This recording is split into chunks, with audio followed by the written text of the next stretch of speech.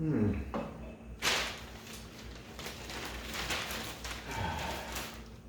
Oh, hello there. Welcome to Casa de Baker. Please join me in Wednesday, January 8th. Charles Baker, Coda Norman. All right, guys. So here's what we got today. We got a lot going on, so we want to make sure that we're getting our athletes nice and warm so that whenever we go into the processes of working out and we go into the processes of getting things lined up, we make sure that they're ready for what we got coming up, okay? First part, we have structure A1, A2. We got max effort strict pull-ups in 30 seconds, okay? This is a little bit shorter than what we did last week in terms of time.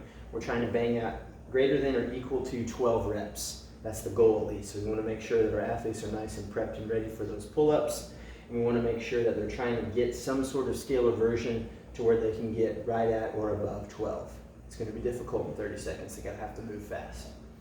Part 2, we have a minute of work, 30 seconds on for our boat holds. We want to make sure we're holding nice and high, getting a nice good V shape. We have subs and scales for that as well.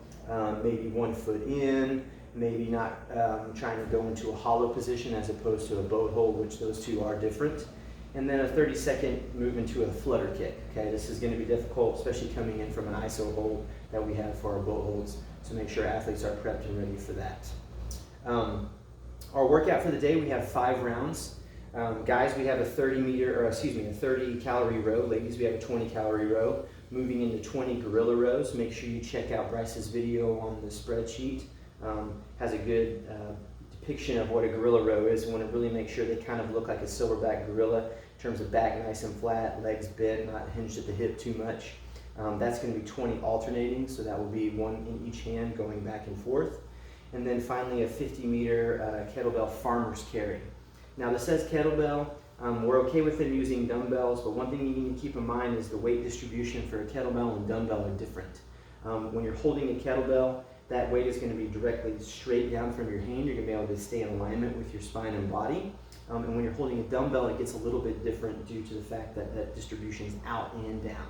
So keep that in mind. We want to make sure that shoulders are in a good position. We don't get slumpy, so we want chest up. Lead with your chin whenever you're walking into your farmer's carry. Okay? 5 rounds is a lot. I would allow somewhere between 12 to 15 minutes for this. That might be a little healthy. We want to make sure they're going to get through that okay.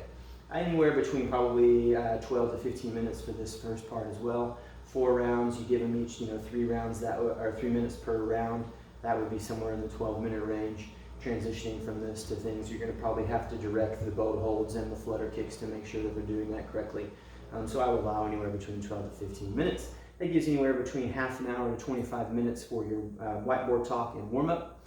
I would make sure that you get them really ready in core strength stability, squeezing, making sure that they're breathing when they're going into boat holds and flutter kicks. It's going to be really important for today. And then getting them ready for their grip strength for this 5 rounds of some hellish grip work. So make sure that they're ready for that, however you want to prepare them for that. All right, guys, if you have any questions, be sure and let us know. Have fun with this one, and thanks for letting me be silly. See ya.